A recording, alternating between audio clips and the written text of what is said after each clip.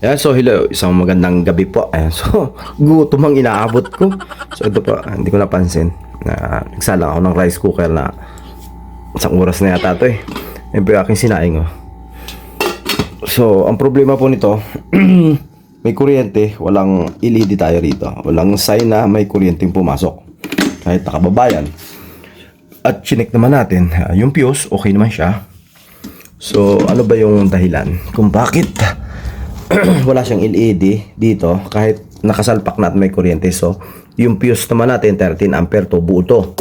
Tinesting na natin yan and then bubuksan po natin yung pinakalikod.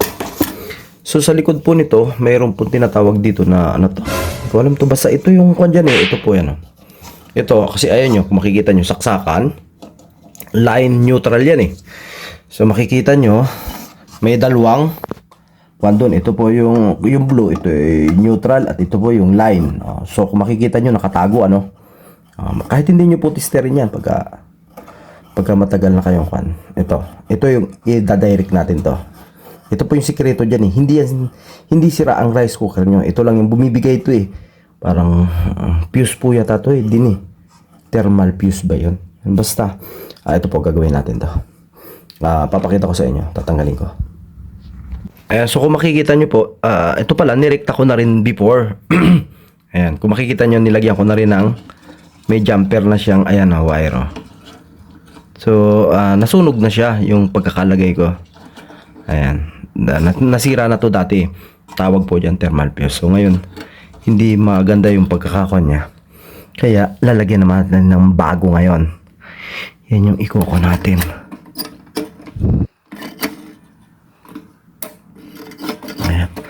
So yun po yung gagawin natin. Ito naman yung heater to eh, sa init yan. So walang iba eh. Ito lang po yan, ayusin ulit natin. Ito ayusin natin to. Lalagyan natin ng maganda. Ayan po. Tawag dito thermal fuse. Ayan.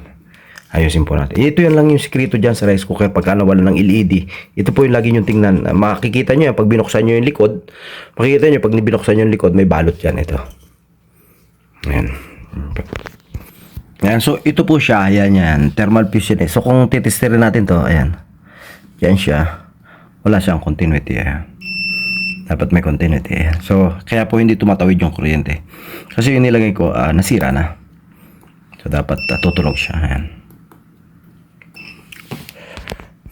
So ayan po, nilagyan na natin ng jumper siya, nilagyan natin ng jumper at yan na siya. Ayan, so may continuity na po yan. Ayan.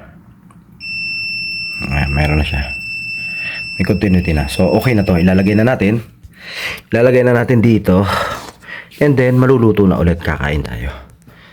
Dito, check pa rin natin kung tatagos yan dyan. Hanapin natin dito. Ayan siya. Dito, umabot na. Diba? Dati dito, wala. Ganyan, wala yan. Dito, tumagos na siya. So, meron na tayong power. Saan siya pumunta? Pag nilapat mo to, umabot na nga dito. So okay na to. Ibabalik na natin at para makapagluto na tayo. Tandaan nyo po, basta laging dito yan. Mayroong nakabalot na ganyan yan. Tawag po dyan thermal fuse. Kung wala kayong katulad ng ginawa ko, jumperan nyo lang. Kung masyadong malaki yung wire na ilagay nyo. Yan. So kung makikita nyo yung natin, mayroon na siyang power. So kanina kahit nakasalpak sa kuryente, wala siyang LED. So, ngayon makakapagluto na tayo. Isang oras na ako nag-aantay. Nagsiselfone ako eh. Ayan. Gutom tuloy inaabot ko. Ayan pa. So, maganda po yan.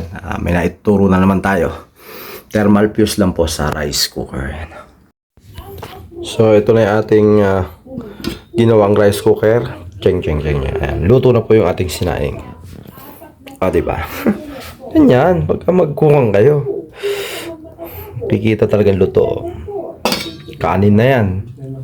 Hindi na tubig. Diba? Very good. Nice.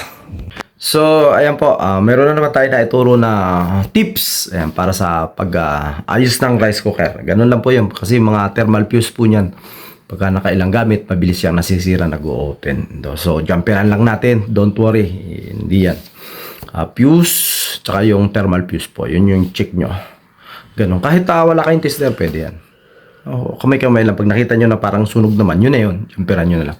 So, kung nagustuhan nyo tong video na to, ay subscribe and share nyo naman para makatulong din kahit pa paano. So, ayan. Maraming salamat po. God bless.